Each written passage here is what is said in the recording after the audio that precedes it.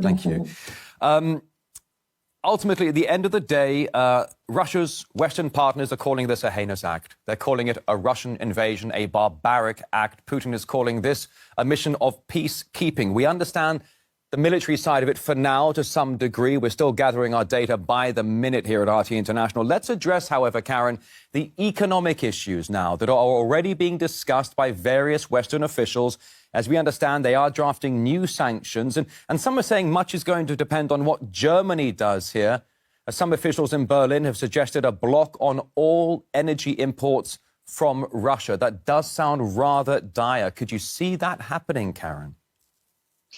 Thank you. Well, according to what I've also been following ever since this morning, yes, this is apparently the announcement we will see for tonight, because I don't see bilateral German sanctions. There will be one big package by the EU, by and large, tonight, they announced. But various German officials, including, I think, even the Minister of Economy, have said we are able to substitute Russian gas imports. Well, I'm not so sure whether this will really be possible, because we are speaking of huge volumes of gas, oil, and also coal that are affected.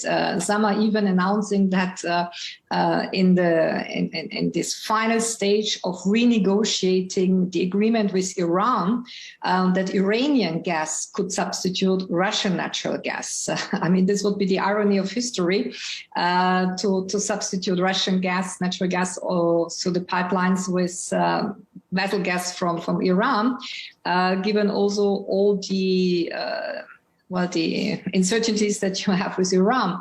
Apart from the technical aspect, the volumes, can these volumes really be substituted? The immediate impact is already seen on the stock exchange market. It's a tremendous price hike.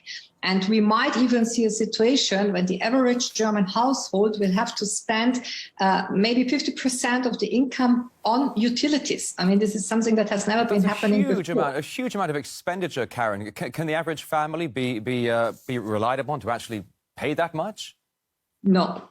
And there we will see, I mean, there's always with any kind of conflict situation, you have to bear in mind the domestic front. And in that case, high energy prices will put a tremendous pressure on the average German. The average German is the electorate. And it will decrease even furthermore an already very fragile purchase power. The inflation is only galloping. So there has to be a balance struck by the German officials. How to find that balance, we will see. Well, there seems to be, Karin, a consensus among professional partners in Western countries to punish Russia for what they're calling a heinous act here. As you well know, Russia was hit with some pretty severe sanctions back in 2014 with the repatriation or the seizure of Crimea, depending how you see it. Do you think the sanctions against Russia could be worse this time? Yes, of course they will be worse. I mean, the sanctions of July 2014 have only led to a diversification of the Russian economy, inter alia, in the agricultural sector. There have been counter-sanctions. But this time, I mean, they're speaking of something like a mother of all sanctions package, something never seen before. So the announcements are huge. But the big buck is really, how will that be technically feasible? Also, energy is one thing, and that has a tremendous impact already now in terms of prices. But the other thing is the financial markets, the sanctions. The Russian economy and the rest of the world are deeply intertwined.